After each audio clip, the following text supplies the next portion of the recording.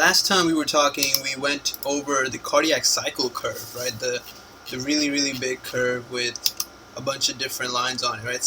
We counted exactly 7 different lines on this cardiovascular curve over here.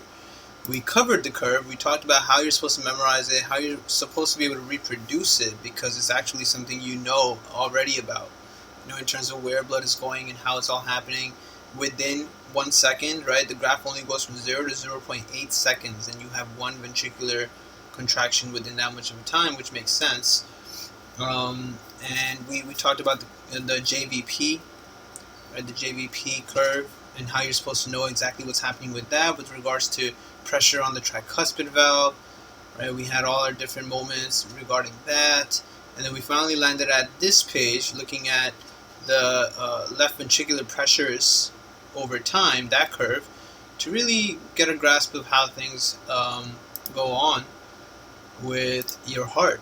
And we saw a comparison. This is the new thing that 2019 First Aid did, where they have both the pressure volume loop and then the pressure over time curve to really help you understand cardiovascular physiology, right? How the whole thing works. And it's pretty straightforward stuff, but definitely something that you need to spend time with, because it's not just going to stick to you after the first time you look at it.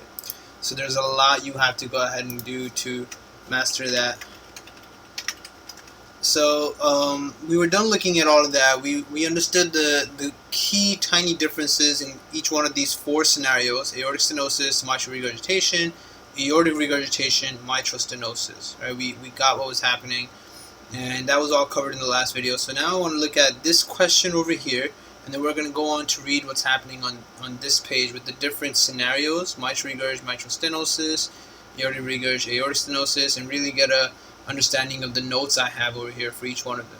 So when you look at this question, it says a 36-year-old woman is brought to the emergency department with sudden onset right side weakness and speech difficulty. During the last 3 weeks, the patient has experienced progressive fatigue, malaise, and low-grade fevers. Despite the symptoms, she did not seek medical attention and did not take any medications. She had a dental extraction 5 weeks ago, which was uncomplicated. And that's supposed to ring all the bells from microbiology right there. The patient has never previously been significantly ill or hospitalized. She works as a receptionist at a legal firm and has never traveled outside the United States. She does not use tobacco, alcohol, or illicit drugs. The patient is admitted to the hospital, but despite adequate resuscitative measures, she dies 2 hours later. Gross autopsy shows large, friable, irregular masses attached to the atrial surfaces of a valve. So now you're seeing friable, irregular masses on the atrial surface of a valve. Alright? Which of the following underlying conditions most likely predisposed this patient to her presenting disease? Right? And you can see that whatever student this was chose ASD as the answer, which really doesn't fit into anything, but the 2 most chosen answer choices were a regurgitant mitral valve prolapse or rheumatic heart disease, right? 45% of people went with rheumatic heart disease, because she does look like she's sick and she's 36. Now, if you look at the explanation, you see this patient, the correct answer was regurgitant mitral valve prolapse. This patient had subacute infective endocarditis complicated by an embolic stroke, right? Which is why she's having the symptoms she's presenting with. The large, friable, irregular masses seen on autopsy are most likely vegetations and are are the most probable source of the embolus that lodged in one of the patient's intracranial arteries. Presenting symptoms indicate that left middle cerebral artery, right? That's why she has the symptoms she has with her sudden onset right side weakness and speech difficulty. That's related to your left middle cerebral artery, something you'll have to grasp and master when you're doing neurology.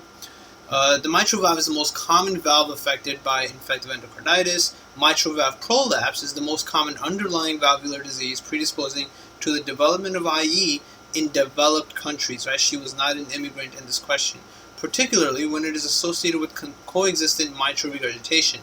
Microscopic deposits of platelets and fibrin occur spontaneously in individuals with valvular disease secondary to endocardial injury from turbulent blood flow.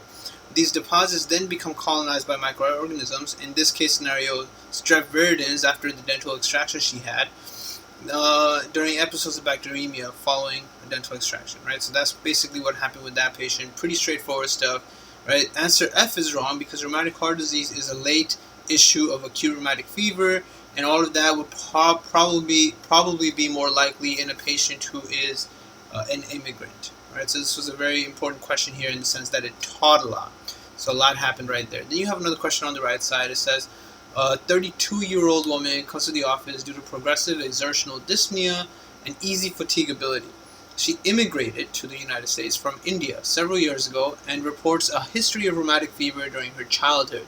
Cardiac auscultation reveals a diastolic high-frequency sound and a rumbling diastolic murmur heard best in the left fifth intercostal space at the midclavicular line. Cardiac catheterization is performed for hemodynamic evaluation, and the results are represented below. Timing of the high-frequency sound heard during the cardiac auscultation of this patient best corresponds to which of the following letters? Right, so very interesting way to pose this question, and this is how you're basically going to get questions regarding the cardiac cycle curve that you see right here. So now they tell you it's a diastolic thing, whatever's happening, and you have to remember D arms, right? D arms is supposed to remind you that diastolic things are either going to be AR, which is aortic regurgitation, or MS, mitral stenosis. That's what D arms is all about. In her scenario, right, if you look at it, it does go up to 120, so that's normal, right? Ventricle and aorta are going together, that's normal. So it seems whatever is happening is not related to the aortic valve at all for her, right? Then you look at the mitral valve, which makes sense because we're thinking of rheumatic disease. Mitral valve, the curve, generally speaking, the wave is looking normal, but it's just at a much higher pressure, right? The mitral pressures are supposed to be around 0 and follow the base of this curve, right? It's supposed to be really low pressures, but it's taking very high pressures to actually open and close the curve. Opening it, just opening the mitral valve is taking a lot of pressure, right? We're all the way up to like about 30 to 40 over here the whole time, where it really is supposed to be around 0 to 10, no more than that, right? This is also related to your PCWP. So since her mitral wavelets are much higher in pressure, this must be a patient with mitral stenosis, right? And the point now, this is the other thing, that even if you catch mitral stenosis, you might not be too sure about what the correct answer is for the question they're asking, which is, where would you hear the sound loudest, right? At what part would you hear the sound loudest? Now remember, these sounds that occur, they're not sounds that occur because you open the valve, right? All the hard sounds are generally from closing the valve. So C would be the point because, sorry, what am I saying? Most of the sounds you hear are, hold on, wait 1 second. Let me just check something real quick. Yeah, mitral valve opens. The heart sounds that you generally hear, right, with like normal heart sounds, S1 and S2, right here, right, normal splitting. S1 is due to AV valves and S2 is due to AP valves, right? So you have your mitral and tricuspid, and then you have your aortic and pulmonic. All of the sounds you do hear, though, do come from closure, not exactly the opening of valves. But when you think of pathologic ones, depending on what the pathology is, it could be either way. Here we're thinking of a stenotic valve, right? Mitral stenosis, which means it's really hard to open. Closing will be the easy part because it's just going to close by itself. There's really high pressures of it. So it takes really high pressures to open it. So whatever sound you're searching for has to be related to opening it, right? That's when you're going to have the mitral stenosis sound be the loudest. And you were supposed to go with answer choice C for that, right? Now, if you were confused and you wanted to pick anything else, you could, right? You have to know where different things are happening and why they're happening. And this is not a memorization thing either, by the way, right? Because you can see, like, the green one, they always label it for you. So the green line over here, this is your left ventricular pressure, right? So if your left ventricular pressure is increasing, at this point, when your left ventricular pressure is increasing, that means your mitral valve is closed. Right, because if your left ventricular pressure is increasing, your aortic valve has to open here, keep going, and then at this point, aortic valve closes. Right, then the pressure starts decreasing, and once this pressure starts decreasing, this is when finally the left atria can start contracting, and you can have your mitral valve opening. Right, so at point C is exactly where the sound will be the loudest, where the mitral valve finally opens up, and you can see it's taking higher atrial pressures to open it. You see how as the ventricular pressure is going downwards this whole time, left atrial pressure is increasing, right, from about 20 to all the way to about 40, and that's way higher than it normally would be. Normally it's about like 0, and it stays about 0 to 10. It never goes above 10 for the left atrium. Right, so that's how you get little questions regarding those things. Now, here's some key points regarding each one of the curves for every single pathology that we do generally see as high-yield pathologies regarding the cardiac cycle curve. So first thing here is your mitral regurgitation. We talked about it yesterday with having a V wave, right? This V wave is the unique, different thing that it has, and the way you're supposed to understand why this happens is because mitral regurgitation, remember I said yesterday that a regurgitating valve is basically always open. So what's happening is when the left ventricle pressure is increasing, right, that increase of pressure is only supposed to be transmitted into the aorta. Right, when the left ventricle is contracting, the pressure in the left ventricle only goes up to the aorta, and that's the only place that you transmit the pressure. So they both go up together, right? But since the mitral valve is also kind of open backwards, that pressure is also being transmitted backwards into the left atrium. So you can see as this pressure increased, this pressure also increased.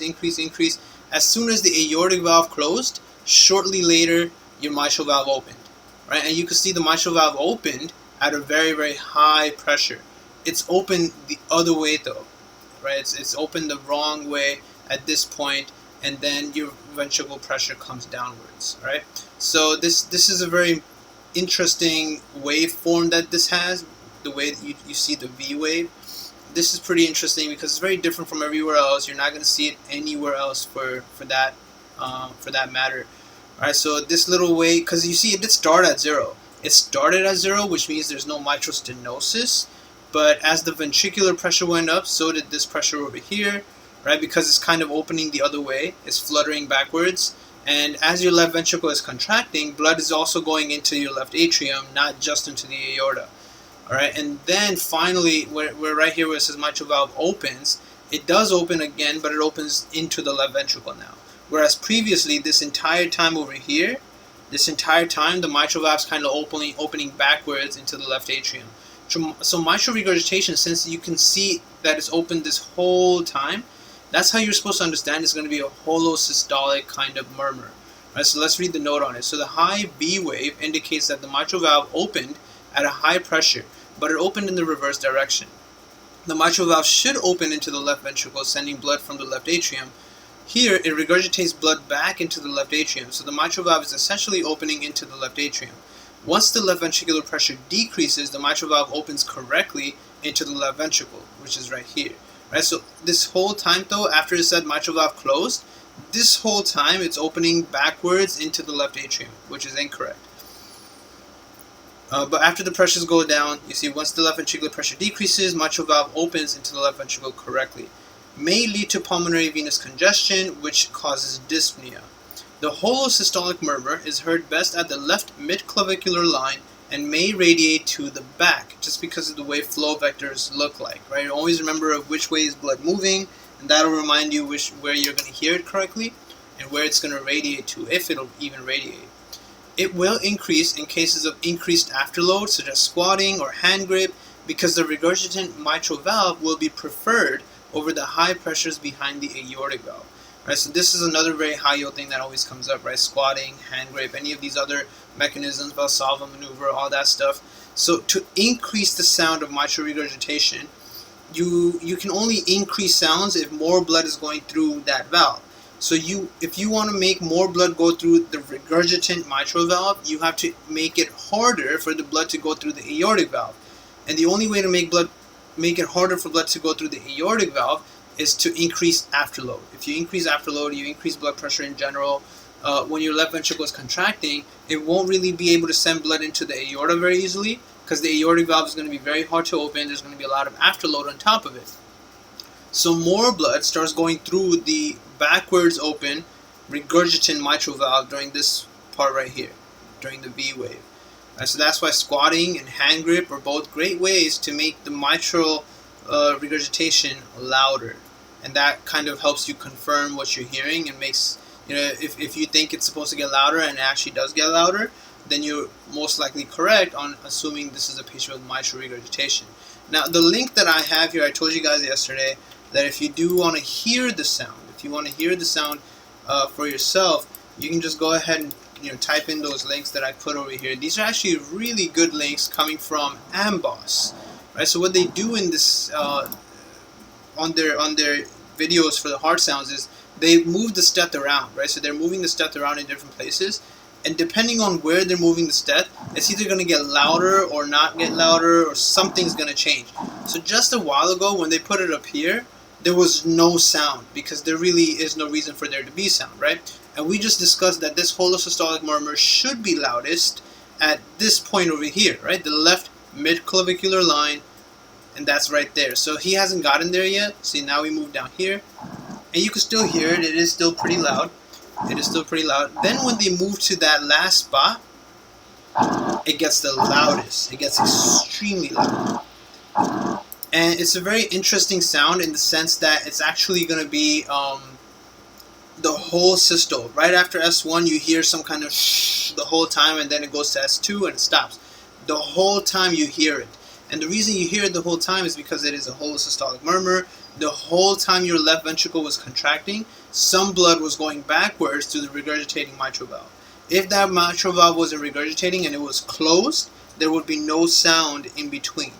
No sound in between. You would only hear the aortic valve closing, and then that would be it, right? So that's one way to really catch mitral regurgitation. Where does it get loudest? What makes it louder, which is squatting and hand grip, and what the patient presented with. These are all three things you really have to pay attention to. Right? So this same graph with mitral regurgitation is going to be pretty much also important for tricuspid regurgitation. This graph, since it is all left ventricular stuff, doesn't really tell you tricuspid information, but you do need to know tricuspid regurgitation just in case it ever decides to show up. So a holosystolic murmur in the fourth intercostal space along the left sternal border that gets louder during inspiration is classic for tricuspid regurgitation, right? Tricuspid regurgitation, unlike other holosystolic murmurs like mitral regurgitation or a VSD, tricuspid regurgitation increases during inspiration, and that's the unique thing about tricuspid versus other holosystolic murmurs.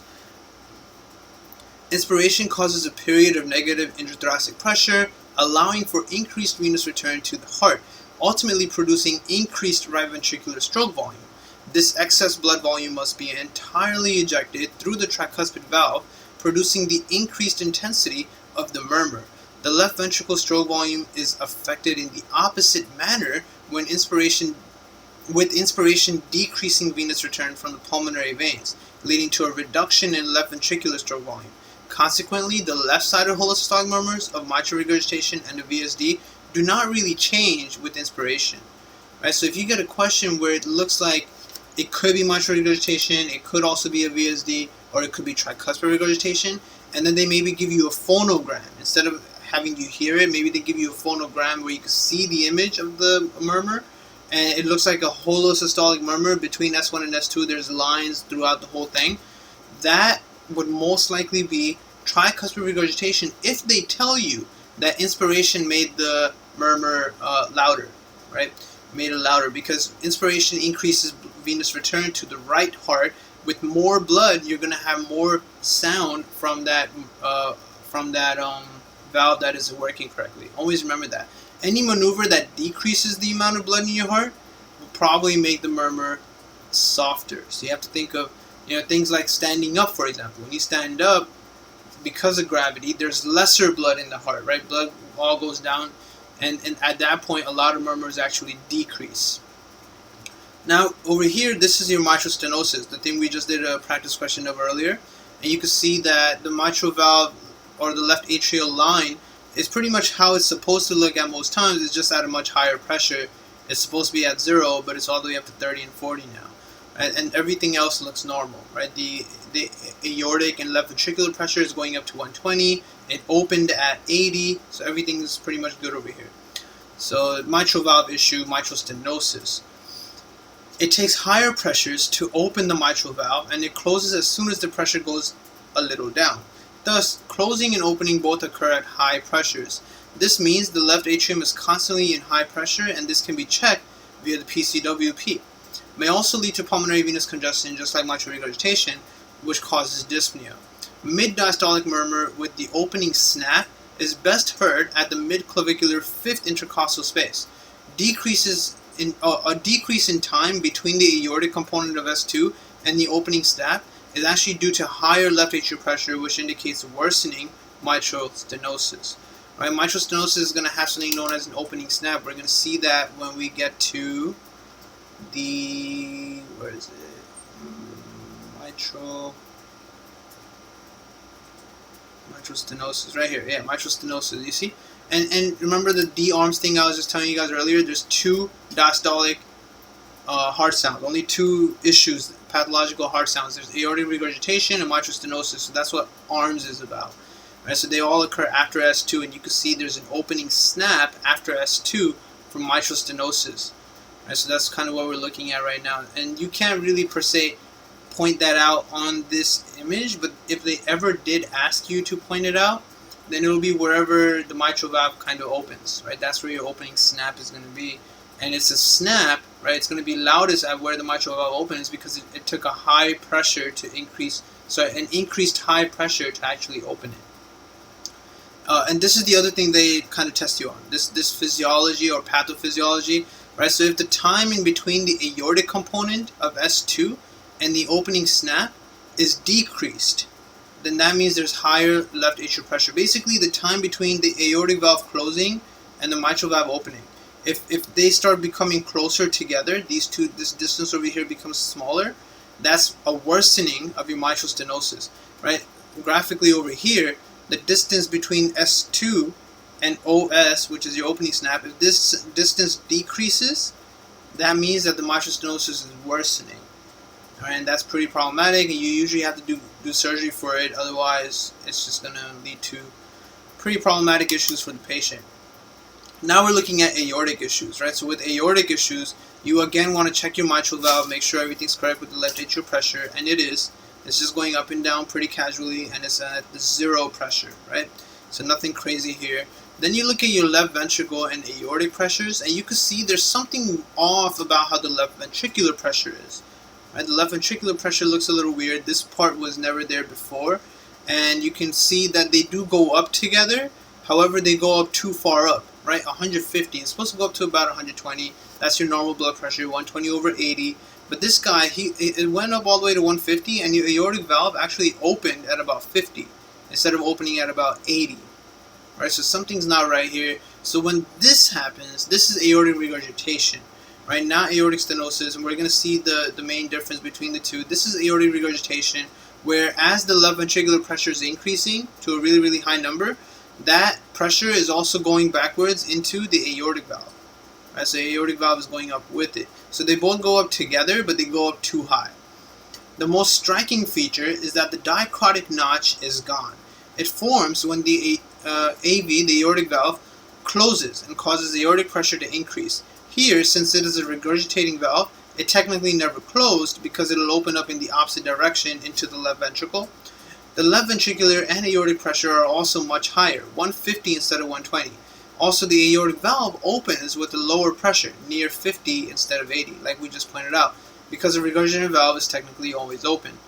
These numerical changes increase pulse pressure, which we talked about way in the beginning of cardiovascular physiology. Pulse pressure is directly related to stroke volume, right?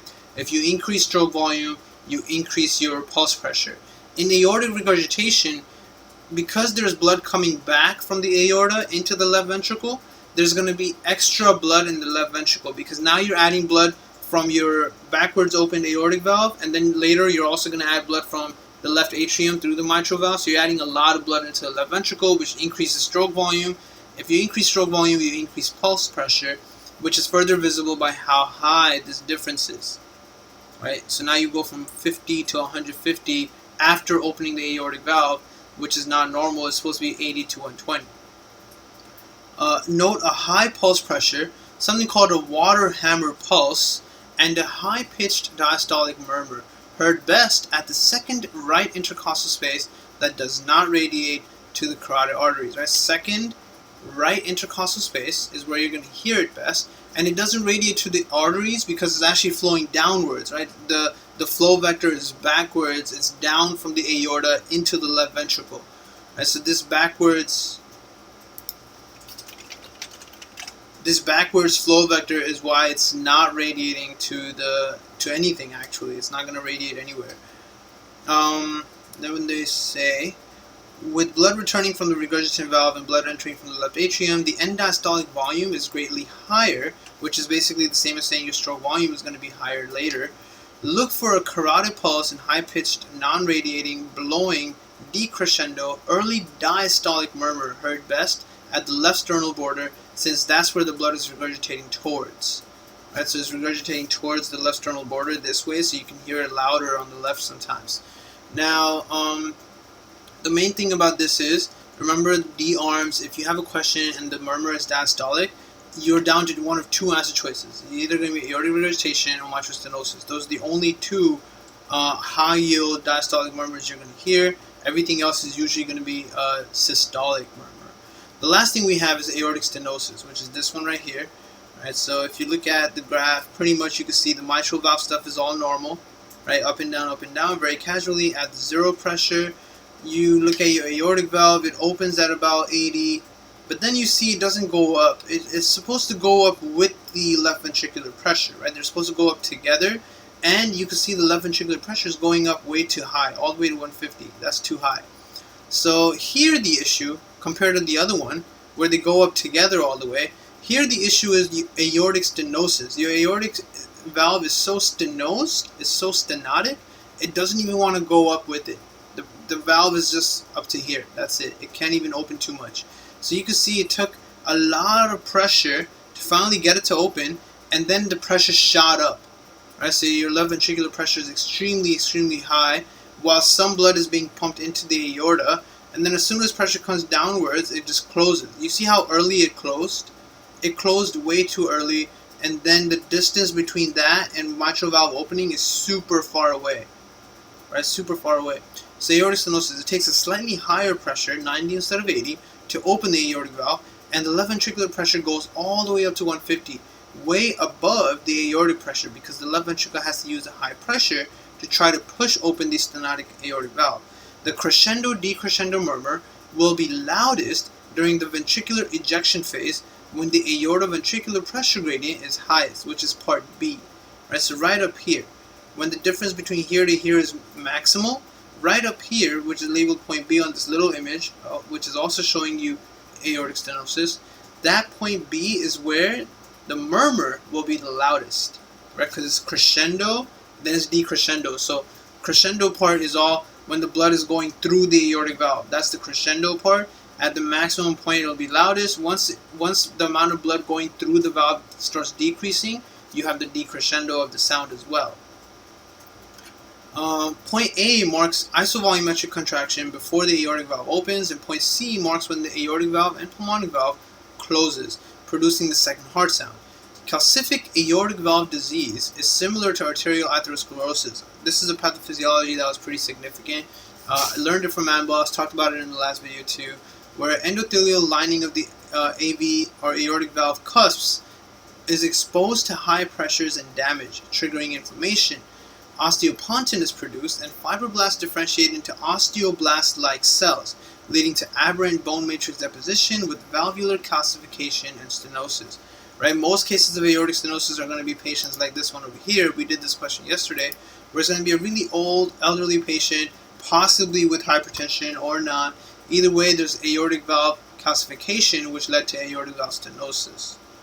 All right? So those are all the 4 different scenarios. The next page starts talking about splitting. So splitting is a really simple concept too that a lot of medical students tend to get pretty intimidated by, but there really isn't much to worry about at all. It's just a tiny, tiny difference between heart sounds. Remember, heart sounds are happening within 1 second each time, so you want to make sure you understand the fact that there isn't a big amount of time between these things. These are all happening very, very quickly and very close to each other.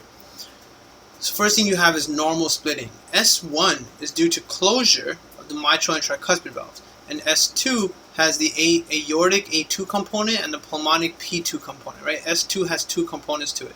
S1, both mitral and tricuspid valve pretty much seem to close at the same time. We hear lub-dub, only 2 sounds, even though 4 valves are closing. Inspiration has a small difference in sound between A2 and P2 due to the negative intrathoracic pressure, which leads to increase in venous return to the right heart and increase in pulmonary vascular compliance. Compliance is delta volume over delta P, and now for a given change in volume, there will be lesser pressure, right? They're opposites of each other. They're inversely related to each other. For the right atrium, venous return is actually equal to venous pressure minus right atrial pressure. And in inspiration, we decrease right atrial pressure. So for example, if this said 10 minus 4, now it's going to be 10 minus 2, which is a bigger number, so venous return increases because during inspiration you decrease right atrial pressure. Right? And more blood travels from the right atrium to the right ventricle to the pulmonary vessel, so pulmonic valve is open longer. So you can see during inspiration, which is I, the difference between A2 to P2 is slightly higher because there's more blood that returned to the right heart. That's it. So it took a little longer for the pulmonic valve to close than it would. But this increase in time is probably like 0.05 seconds, like half of a tenth of a second, right? Really, really tiny difference. But sometimes it's enough and you can actually catch that. But that difference is normal splitting. There's nothing pathological about it. Now what you could get is wide splitting, right? And you could see that it's pretty much the same thing, but at a higher caliber, right? Higher caliber. And now this is abnormal. And it's pretty straightforward to think of reasons this can happen. The only few reasons this can happen is either your pulmonic valve really doesn't want to open, right? Your pulmonic valve really doesn't want to open, or your right ventricle doesn't work too well and is unable to contract hard enough to send things through the pulmonic valve, right? So you're seeing this in conditions that delay right ventricular emptying. Anything that delays right ventricular emptying, right? Normally, this delay did occur because you delayed right ventricular emptying. You had more blood in the right ventricle, right? So that took it longer to empty the right ventricle. Now this abnormal delay is also for the same reason, but it's taking too long for this to be considered physiological now. And it could be due to pulmonic stenosis, which is extremely rare, or it could be right bundle branch block, which is more likely. You might see right bundle branch block in a person with a history of an MI in their right ventricle, right? Then they might have a right bundle branch block because of that. Then you have fixed splitting. This is also something that you can make sense out of, right? Why would you have fixed splitting? Well, the only reason you would have fixed splitting is because, normal splitting was occurring because blood took time to go through the pulmonic valve. Well, now it looks like blood isn't just going through the pulmonic valve. It might be going through something else too, which is why it doesn't matter whether you're doing expiration or whether you're doing inspiration, right? No matter what you're doing, no matter what phase of breathing you're in, blood is going through the pulmonic valve in the same volume, which means there might be another hole somewhere in the heart that blood is going through, right? So all the movement of blood is kind of balanced out. So you hear fixed splitting mainly in an ASD, and don't get confused and pick any other answer choice. Don't end up picking VSD, don't end up picking a PDA or a PFO, patent foraminal volley, patent ductus arteriosus, none of those things. You hear fixed splitting in an ASD. In an ASD, you're going to have left to right shunt, right? That will lead to more right atrium and right ventricular volumes. Now, why would you have a left to right shunt? A lot of students tend to read this and then just take it for granted, but they can't really explain why. Well, your left atrium has higher pressure than your right atrium does, and on top of that, it's easier to send blood from the left atrium to the right atrium than it is to send it from the left atrium into the ventricle, right? Because that's going to take higher pressures to do that. So in a case of an ASD, as soon as blood comes into the left atrium, it's just going to go through the ASD and go into your right atrium. So you end up having increased right atrium and right ventricular volumes, which means there's going to be more flow through the pulmonic valve, regardless of how much you breathe, right? Because the amount of blood coming back to the right heart is no longer affected by inspiration. The amount of blood coming to the right heart is completely affected by this open ASD, where more blood is coming from the left heart now, right? So regardless of breath, pulmonic closure is greatly delayed. So you can see this is a bigger difference here than compared to this entire thing up here, right? So this is pretty pathological. Patient has ASD. They're going to be okay for the most part, but not entirely. You do end up having to close the ASD. It really depends on how significant the ASD is, how big it is, right? Because all your oxygenated blood from the left atrium needs to go to the left ventricle so you can send it to your body. If you're not doing that and all your oxygenated blood is just going back to the right ventricle and keeps repeating a cycle in the lungs, you're not going to give good oxygenated blood into your body, and your patient is going to have a lot of fatigue and stuff. So ASDs do require surgery, but it depends on how big it is. If it's a very tiny ASD, it's probably going to be okay and most likely non-symptomatic. asymptomatic, but eventually it could become symptomatic. So that's how those questions present. The last one, which also makes a lot of sense, is paradoxical splitting. Right, so now you can see it's the other way around.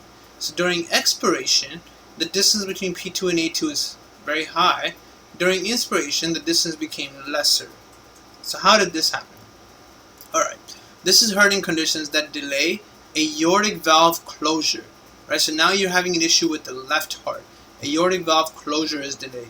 This can be aortic stenosis or a left bundle branch block, both of which are pretty common scenarios. Right, left bundle branch block can occur in a patient who had an MI of their left ventricle, and aortic stenosis can occur to anyone who either has a bicuspid aortic valve or they have aortic valve calcification.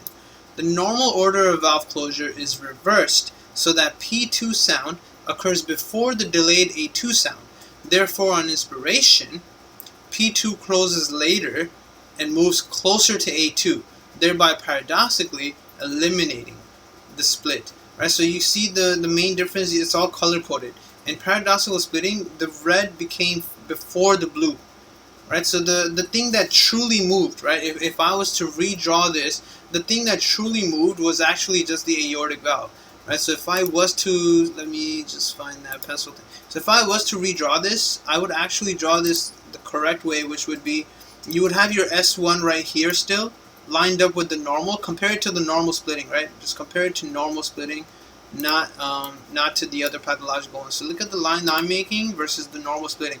And forget, well, I'll change the colors again, but this is still P2 right here, right? And then now we're going to have the aortic part right there. So let me change the colors now. Alright, so this is supposed to be blue still. Where's common format? Make it blue. Okay, that's the only blue I have, I guess. Alright, no problem. And this is blue right here. So you see what really happened? The pulmonic part, compared to the normal up here, the pulmonic part is still where it's supposed to be. It didn't move anywhere weird. It's supposed to be there. It's still there. It's really the aortic part that got further away because it's taking a long time for the aortic valve to close, because it took a long time to open the aortic valve. Right? It took a long time to open it.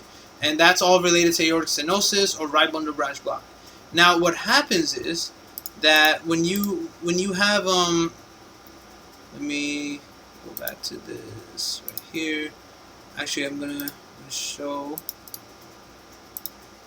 the correct red. Okay, so there were two lines for pulmonic, right? We're saying that this is expiration up here, and then during inspiration, it's supposed to go further away to the right. Now you see how during inspiration, the red line went further to the right. So I'm going to draw it further to the right, like that, right? And you can see now that it's actually only moving to the right just the way it's supposed to move to the right. There's nothing weird about the way it's moving to the right. Why is it not? There you go. Okay, common format. Is this red? Okay, this is probably red. Yeah, alright. Right, so it's just supposed to move to the right, and it just did. There you go. It's not the same red still, but whatever. I can't find it. Okay, so you can see that I drew the same red lines that we have up here, the same exact way, right? During expiration, it was further to the left. Inspiration made it close a little later because there's more blood going through the pulmonic valve. And now you can see that the distance between the pulmonic and the aortic got closer, but the real pathology is actually with the aortic valve, right? Which is, it was supposed to be over here, but it moved all the way over here because you have aortic stenosis. Right? So the guy that truly moved in paradoxical splitting is your aortic valve line, the aortic closure line, right? This A2 line. Normally it was supposed to be just the way we have it right now. This is normal. Look at the first image. Right? In paradoxical splitting, you have so much stenosis that it takes forever for the aortic valve to actually do its thing, so it moved further to the right. And now it looks weird. Even though the pulmonic valve is doing normal things, it looks weird. It looks like it's the other way around, and it is. It's backwards. Everything is backwards. During inspiration, the gap became smaller.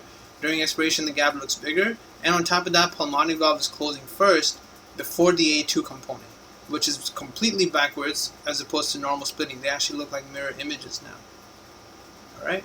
So that's a very important visualization to kind of master and appreciate, So that now that you know that the paradoxical splitting, the issue is with this line, which is your A2 closure, then you know that the issue is going to be always a patient with aortic stenosis or left bundle branch block, where you're having trouble actually contracting the left ventricle, right? And then that's all that's happening there. So they do love the topic of paradoxical splitting. They will bring it up to you. They'll try to get you to, really pick an answer choice. So be sure that you understand what's happening here, right? And if it didn't stick to you yet, go ahead and watch it again. Maybe check out another explanation from someone else if you need it.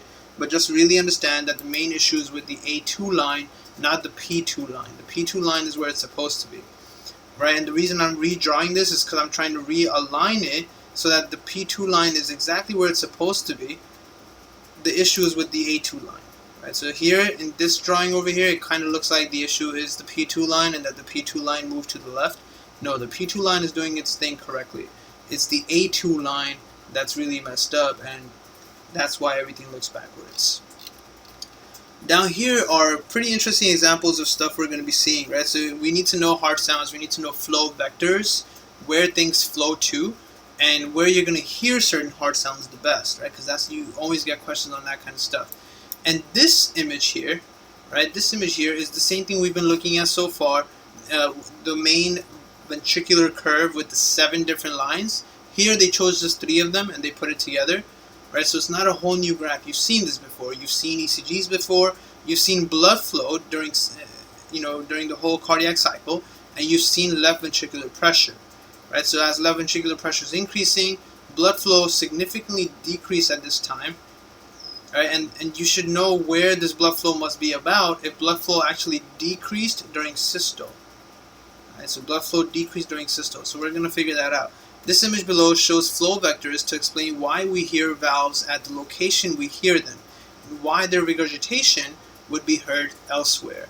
And then you can see right here, this first big yellow circle is your mitral valve. So when blood comes from the left atrium into here, right, it goes down like this, and this is where you hear it. You can hear it in the midclavicular line. You could also hear it further this way on the left side of the patient, right? That's what's happening with the mitral valve. Then you have this aortic valve, which is sending blood into the aorta upwards, right? And then it goes to the carotids too, and it goes to your brain, it goes to everything else, right? So when you want to hear the aortic valve, you hear it on the right side, because that's the way blood is flowing, right? The flow vectors make it very obvious why you hear things in the locations you hear them. Right? So you can see this is gonna get louder. This sound over here is going to get louder in aortic stenosis, right, where this pressure is going to be super high, and then boom, you're going to shoot a shit ton of blood towards point number 1. Okay, these are all, and here this sound number 4 and 4A and 4B, these sounds will be louder in mitral stenosis, where it's going to take a lot of pressure to finally open the mitral valve, and then a shit ton of blood is going to come smashing into the ventricular wall, right? So those are 2. On the right heart, you have number 3. This is looking at your tricuspid valve, right? And this flow vector you can see is kind of going backwards, right? Because this image is kind of looking at tricuspid regurgitation. See, when the tricuspid valve normally opens, blood comes down this way, right? But remember A, P, T, M, right? You're supposed to hear normal tricuspid sound on the left sternal border. What they're showing you here is regurgitation. Right, you see how the flow vector is backwards, right? It's going through the tricuspid valve backwards, so you're still hearing it on the right side. And the last thing is this one over here, which goes to image number 2, or symbol 2 or whatever. This is your pulmonic valve, where blood is going through the pulmonic valve like that, and you can hear it on the left sternal border right up here. Right, so A, P, T, and then M is all the way on the bottom left, where 4B and 4A kind of are. Right, so these are all the different places your heart sounds are going to be super loud. There's many more, but this is just labeling out a couple of them. All right. This graph, the graph above, represents blood flow to the left ventricle. The left ventricle has maximal flow during diastole, when vessels are not compressed by myocardial contraction. The right ventricle, on the other hand, has a much lower intramural pressure, so systolic blood pressure can usually overcome that enough to perfuse the right ventricle constantly. Right? Because this is a very interesting graph. UWorld had this as an image, So imagine getting this graph, right? So you're seeing first thing, left ventricular pressure is increasing, then decreasing, which is normal. That's how your heart beats. And if you time it with the ECG, it's correct, right? QRS is left ventricular contraction, and this is contraction, pressure increased. Then it starts decreasing. So that's all perfectly fine. Now, this phase of ventricular contraction, right, with QRS complex, that is systole. And in systole, blood flow should be very high, right? Where is blood flow high? Blood flow is going to be high in the aorta. So wherever they're showing this blood flow for, that's kind of what the question was about. Where is this blood flow for?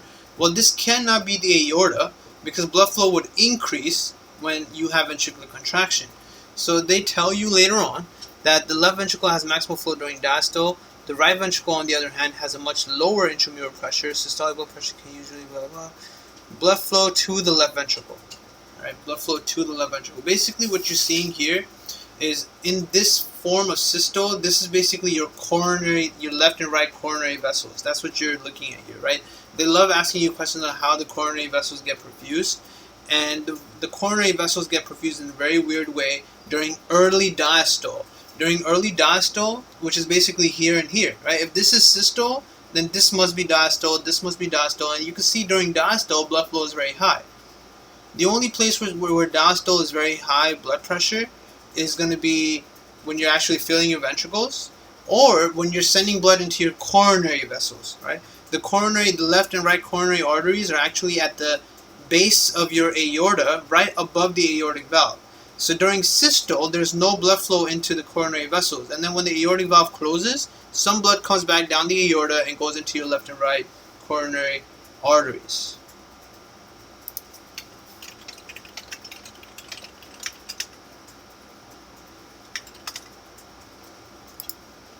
Alright, then we have this image now. It's the same thing that we just looked at. This was from Amboss, this visualization right here, where you can kind of see the flow vectors and get an appreciation for where things go. This is what first aid gives you, right? Where they tell you all the different murmurs you're supposed to hear, but not only the normal murmurs, just like, you know, aortic area, pulmonic area, and T and M. This is what I've been kind of showing you, apartment M, right? Apartment M.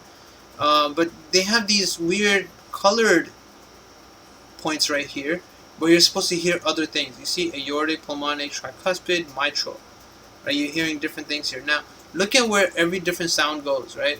But before I go into that, this up here is a resource that you can definitely go ahead and try if you want to. EasyAuscultation.com is a great place to go ahead and practice auscultation sounds. Go ahead and check it out if you want. And then this link here is an Amboss demonstration of auscultation of heart sounds. So both of these are great resources to go ahead and kind of master more of heart auscultation. Now,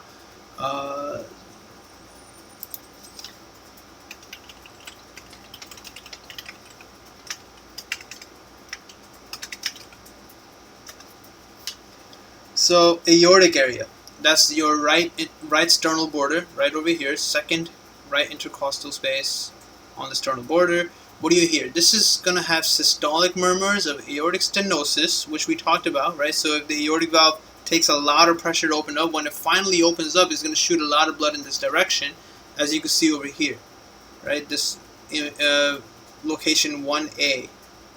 Right? You can see how hard it's going to shoot blood in that direction over here. And if there's stenosis, it'll shoot it even harder. So aortic stenosis is going to go that way. Any kind of flow murmur, it could even be physiologic. And aortic valve sclerosis, which is pretty similar to aortic valve stenosis, right? You don't really get many questions on aortic valve sclerosis, but they put it there anyway.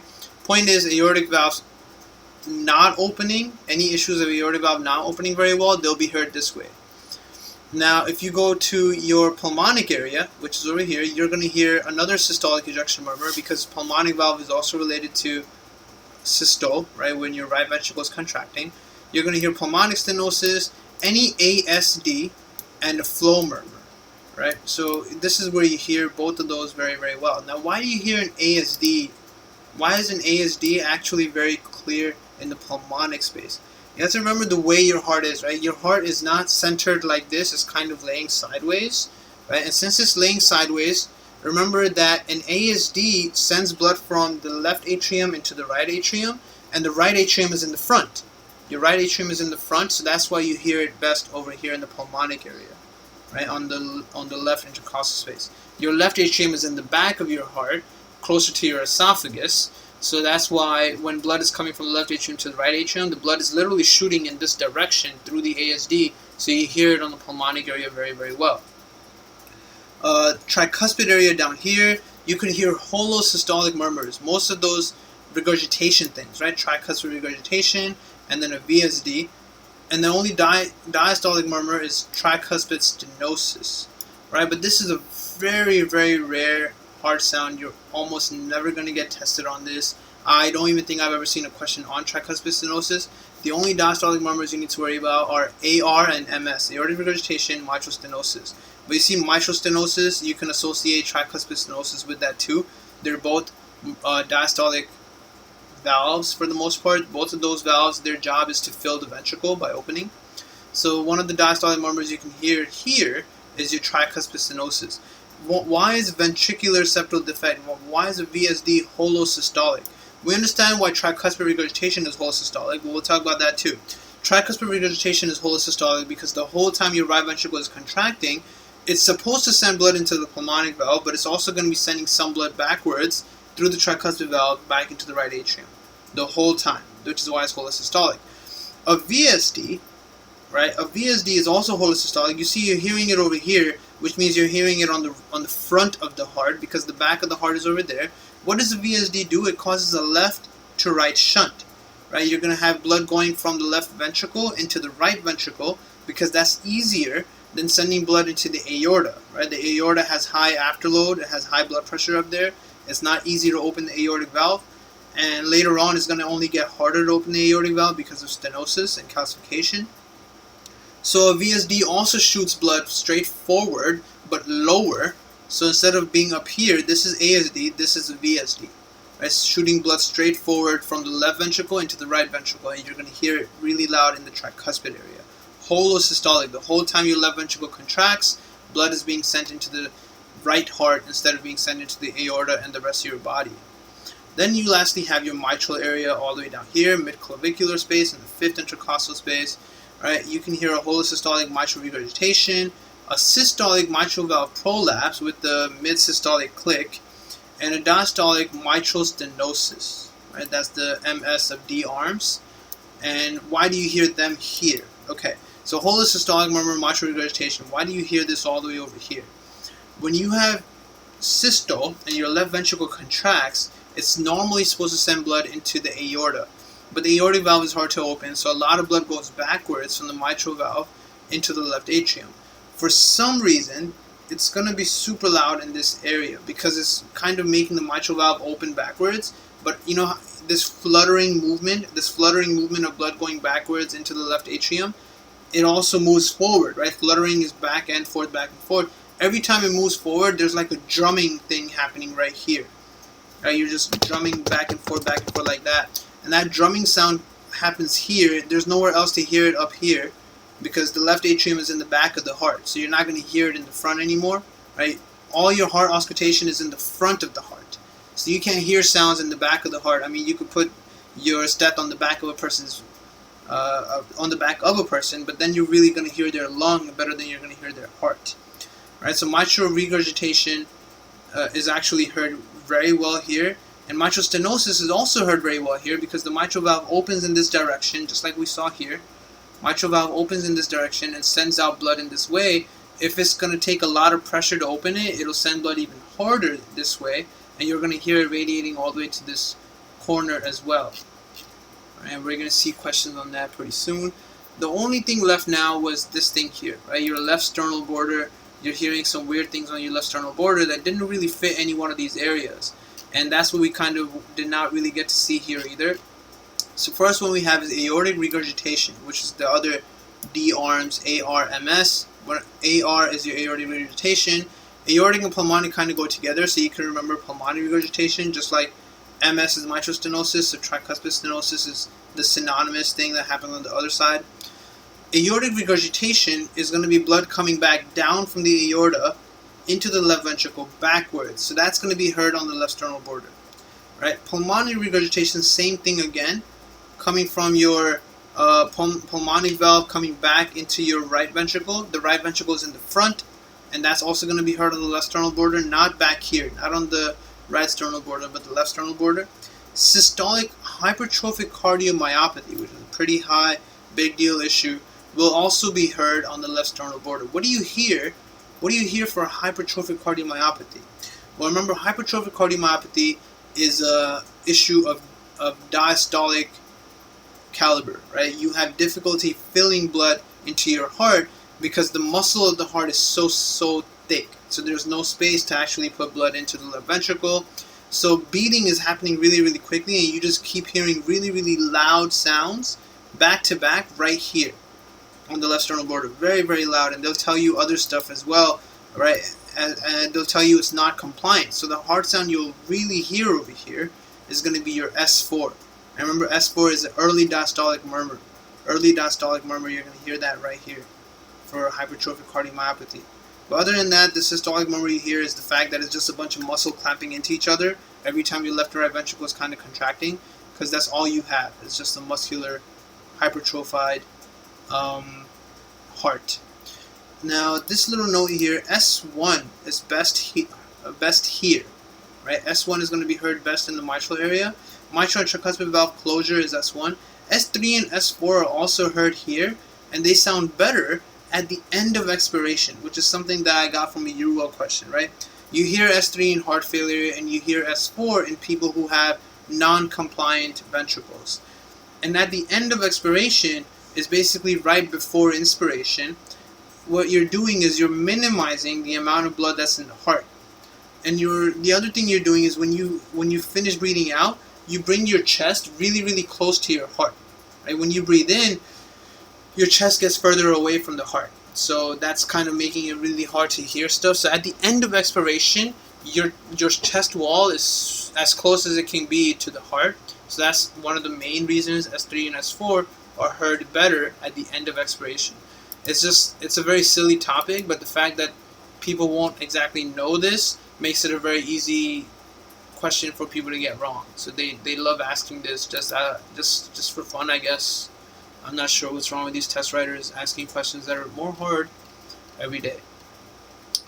So now the next thing here are your bedside maneuvers, right? There's so many maneuvers. I mean, here they list out inspiration, hand grip, Valsalva, and rapid squatting.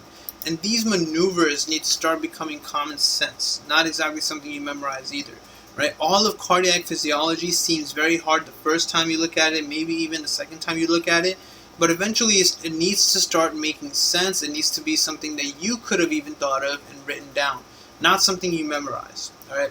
So one of the things you maybe would not have thought of is just this one, right? And this comes straight from the equation. Venous return equals venous pressure minus right atrial pressure. Inspiration lowers right atrial pressure. So I already did the example, right? Imagine your right atrial pressure is 6, then you breathe in, and now your right atrial pressure is 2, and let's say venous pressure is maybe 10. 10 minus 6 now becomes 10 minus 2, and 8 is a bigger number than 10 minus 6, which is 4. Right? So you're going to have more venous return. Venous return increases to the right atrium when you have inspiration. And when you have more blood in the right atrium, you're going to make more sound in anything that has to do with the right heart, which is your tricuspid and pulmonic valve. That's it. Hand grip is flexing. And when you flex, you increase your blood pressure. Right? You increase your afterload. You're increasing the pressure on top of your aortic valve. Right? So now it's becoming harder to send blood into your aortic valve. That's the main thing you want to understand with hand grip, right? Increase afterload. Nothing else changes from hand grip compared to like rapid squatting, which is also flexing, but that also increases preload and venous return. So let's look at what happened. I did kind of rearrange some of these to make it look more presentable than how it might be on your first day 2019. So with hand grip, if it's harder to send things through your aortic valve, what things are going to get louder now? Well, first thing that's going to get louder is aortic regurgitation, right? If you can't send things through the aortic valve, then they're going to come backwards for sure, right? Aortic regurgitation is going to get louder. Mitral regurgitation is going to get louder because your left ventricle is going to contract, and instead of sending things into the aortic valve, it'll actually just send things backwards from the mitral valve because it's a regurgitant valve. And the last thing that's going to get louder is VSD, right? Remember, a VSD already causes a left to right shunt, right? Because it's easier to send blood through the VSD into the right ventricle as opposed to sending blood through the aortic valve. Now, when I do hand grip and I increase my afterload, making it even harder to open my aortic valve, more blood is going to go through the VSD into the right ventricle, right? So all three of these guys are obviously going to get louder. What is not going to get louder? What's going to get softer? Well, hypertrophic cardiomyopathy will get softer, and of course, aortic stenosis is going to get softer. Increasing afterload basically took an aortic stenosis valve, which was hard to open, and made it even harder to open, such that it probably won't even open much. Right? So that's why the sound of the aortic stenosis is going to get lighter, softer with hand grip. Now, what's up with hypertrophic cardiomyopathy? Well, in hypertrophic cardiomyopathy, we have this kind of business going on, right? These three images, you can see how your left ventricular wall is really, really thick, right? And this septum over here is really, really thick.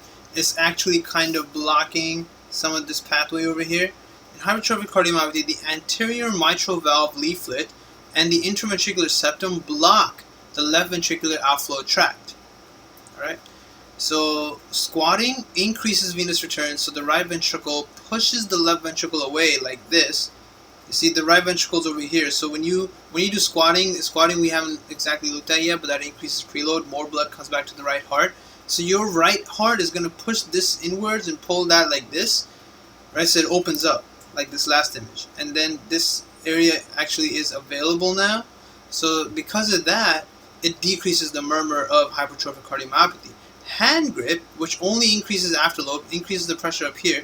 Hand grip increases the pressure that the left ventricle has to push against, and it was already hard to push into the aorta as it was, so now it becomes even more difficult and the murmur decreases because there won't be any flow into the aorta.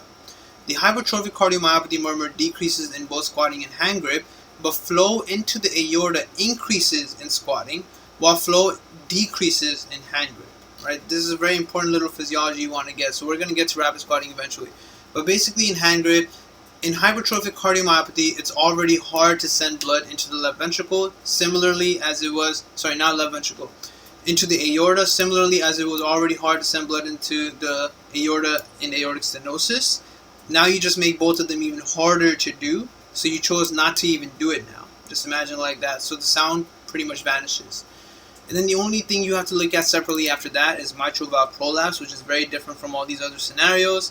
Mitral valve prolapse is when your mitral valve does this business. You see, this is prolapsing.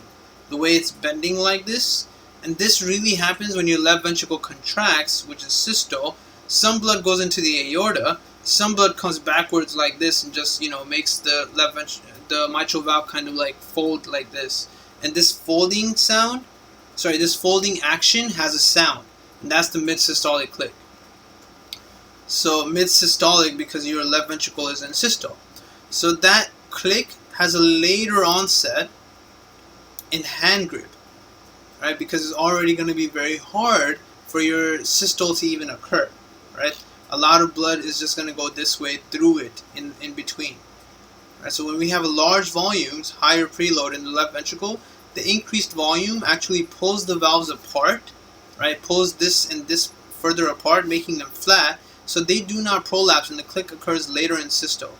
A decrease in preload makes clicks occur earlier because the left ventricle will not be so distended, so these two valves actually end up squishing into each other. So things that increase afterload or preload, such as hand grip or rapid squatting, will have a late systole click, while things that decrease preload, like Valsalva and standing, will have an earlier click. Right? So that's what we're seeing here. With higher pressures, the valves actually get pulled apart and they stay a little flat, a little longer. Right? So you have a later onset of click with hand grip. Now skip Valsalva and standing, now come to rapid squatting. Rapid squatting also increases afterload, but at the same time it also increases preload and venous return. Unlike hand grip, which is on your upper body, when you flex, when you close your fist or anything like that, you basically just increase upper pressure on top of your aorta, right? So now it's hard for blood to come from the left ventricle into the aorta. In rapid squatting, which is below the waist, when you squat, you think of it like squeezing like a toothpaste kind of thing. you're just sending blood from your feet back up your inferior vena cava back into your right atrium. So you increase the amount of blood that came into your right heart. That means you have more venous return. You also increase preload because you put more blood into the heart now. Right? Since you have more blood coming to the right heart, that's going to mean there's more blood coming back from the lungs into the left heart. And you increase afterload simply because you are, in a sense, exercising. Right? Squatting is flexing, and if you're flexing, you're increasing afterload. So what happens when you increase all of these things? Well, just because you're increasing afterload, the same murmurs are going to be louder again. Okay? And they're going to be even more louder now, so even more loud now, because you also have a lot of blood to go through all of that. Right? Not only did you make it harder for blood to go through all of that, you also have a lot more blood that's actually going to go through all of that, so that murmur becomes really, really loud.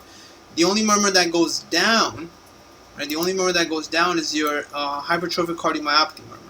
Right? There's no mention of aortic stenosis here. Hypertrophic cardiomyopathy murmur goes down because you have more blood.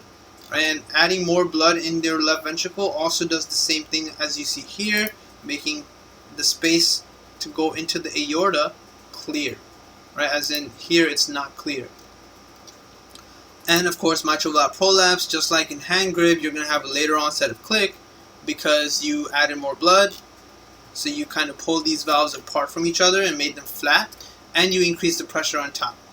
Right? So both hand grip and rapid squatting, very similar. They pretty much do the same exact things as far as their effect on the sound is concerned. Physiologically, they do many other things, but their effect on the heart sound is pretty much the same exact thing.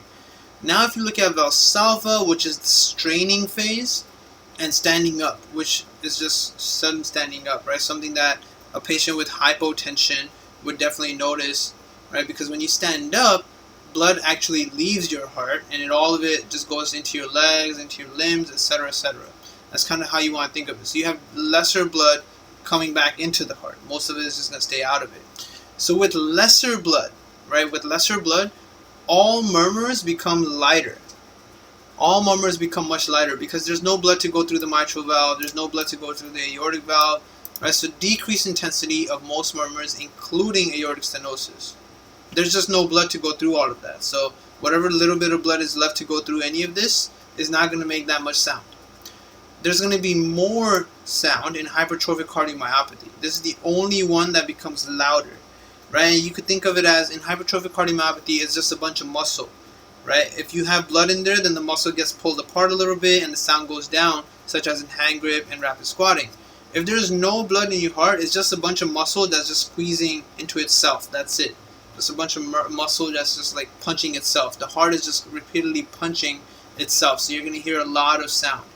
Mitral valve prolapse will click super early because these valves need to be pulled apart from each other so that they can be flat by stretching them out if you put a lot of blood in your left ventricle. But if there's no blood in your left ventricle, those valves just squeeze into each other and they just prolapse immediately. Really, really early, it's just going to get folded. Alright, so that's what you're seeing here. Super easy to understand, nothing crazy happening here, none of this is magic. It definitely takes time to master it, definitely takes time to understand it and memorize it, but it's not something you can't do. Right? Flow vectors, which way is blood going, where's the pressure high, why is the pressure high, why is blood even moving in a certain direction through a VSD. All of these things are things I just explained within the last few minutes, and it's really easy to understand it. Feel free to pause the video anywhere if you need to understand more of these things from the notes here about a mitral valve prolapse using this image and hypertrophic cardiomyopathy using these three images. Right? Really easy to understand all of that. The only maneuver that's not in first aid is your passive leg raise. Right? Passive leg raise is not written in first aid. I don't think it's ever been in first aid. So passive leg raise leads to increased venous return to the heart. Basically, just imagine if you're laying in bed and you raise your legs, blood is going to come back from your legs to your heart. Very similar to how squatting was bringing blood back to your heart. Except squatting was flexing and passive leg raise is passive. It's not squatting. So it has no change to the afterload. You just increase preload. Right? And that's all you need to understand. With all of these bedside maneuvers, right, a question can just tell you if you increase preload and don't increase afterload, what's going to happen to this murmur. That's how you need to understand it. So if I do something that only increases preload and doesn't do anything to afterload, well, now I basically have a lot of blood in my heart, right? A lot of blood in my heart, so it leads to increased venous return to the heart, increasing preload, which raises your left ventricular and diastolic volume. At the end of diastole, you have a lot of volume in your left ventricle. And it decreases the outflow tract obstruction you see in hypertrophic cardiomyopathy. So basically, all the murmurs are going to get super loud, just like you see with squatting, right? All the murmurs are going to get super loud because there's a lot more blood to go through everything. But at the same time, hypertrophic cardiomyopathy is also going to get softer, right? Because you're going to have an opening now, right? So passive leg raise pretty much acts the same as rapid squatting, right? You should see eventually a table like this one. You see squatting and passive leg raise pretty much going together. Right? This table coming from UWorld does a great job really summarizing the basic concepts of what these maneuvers do for you. Just don't get confused just because you see a new maneuver, right? They might make something up for you on your step one. Don't get confused because it's not one of these maneuvers, right? If it's not one of these maneuvers, there's nothing to be confused by. Just think of what that maneuver is truly doing. Is it increasing afterload? Is it increasing preload? Is it increasing or decreasing how much sound I'm going to hear through a certain valve based off of preload or afterload? And then that's it. And everything else should just fall into place. Really not that bad. It works out. Now, the next thing on the next page are your phonograms, right? So we're going to go ahead and look at the phonocardiograms. Phonograms are pretty intimidating at first. The very first time you see a phonogram, like even the ones they have here, the first time you see a phonogram, it's going to be like, what the hell is this supposed to be? How do you understand what's happening here? So this is just sound, right? It's just sound. That's exactly what phonogram means. And if you see, there's two different ways to look at it. The first thing, anything happening between the first and second part, that's systolic, right? That's all systolic. Systolic sounds are happening over here. Between S1 and S2 is all systolic. After S2, it's all diastolic, okay? And we already said D arms, right? ARMS. The only diastolic murmurs you really want to worry about are aortic regurgitation or pulmonic regurgitation, the other synonymous thing to the aortic valve, and mitral stenosis or tricuspid stenosis, the other synonymous thing to the mitral valve. But those things never happen. Pulmonic regurgitation and tricuspid stenosis are like the rarest questions you could possibly get because it's a rare scenario for it to even occur. So you can see right here, normal heart sound, right? Nothing happening on this entire point over here, nothing happening on this entire point over here. Then you see aortic stenosis. The aortic stenosis is crescendo, decrescendo, right? Where once the aortic valve opened, a lot of blood went through it, and then the amount of blood going through it decreased, so you have the decrescendo, and then the aortic valve closes, and that's it. Right? So you're going to hear that. You're going to hear a sound that gets louder, then slower, and then you have your closing. Louder, slower, louder, slower. It's going to keep doing that in the entire heart sound that you're listening to. Mitral regurgitation, as well as any other regurgitation, such as aortic regurgitation, both of these occur for the whole duration of that valve being closed, right? So mitral regurgitation is holosystolic, right? The whole of systole, you're going to hear some kind of sound like that, because while your left ventricle is contracting, some blood is going through the mitral valve backwards. Aortic regurgitation is holodiastolic, right? The whole time your aortic valve is closed, you're still hearing something weird.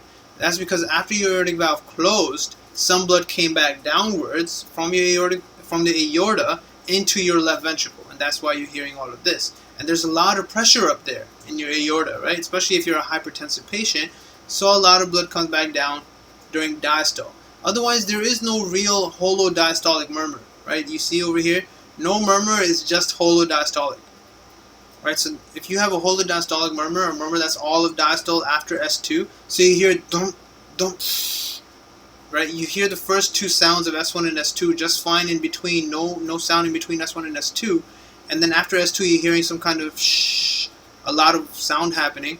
That is aortic regurgitation. Mitral stenosis, which is the MS of D arms, right? That's your other diastolic murmur, and you're going to hear this very, very faintly depending on how bad the stenosis is. But unlike regurgitation, which is always open, so there's a lot of blood flow, stenosis means it doesn't want to open. So there's very low blood flow, but you're still going to hear some kind of weird murmur, not so loud, very light, weird murmur in your diastole.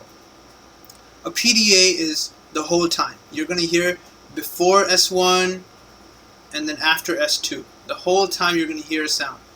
Right? They describe it as a machine-like murmur or whatever, and that's what we're going to be looking at. So this next page starts diving into the whole scenario of like understanding heart sounds, and then I have notes here to really grasp how you're supposed to know for sure that that is the heart sound that you're getting a question on, and it's not something else, right? So I'm going to go ahead and dive into that in the next video, and we'll finish up your heart sounds and start looking at a bunch of practice questions before we start looking at the action potential. Alright, so thank you very much for joining right now. I'll see you guys in the next video and start up heart murmurs.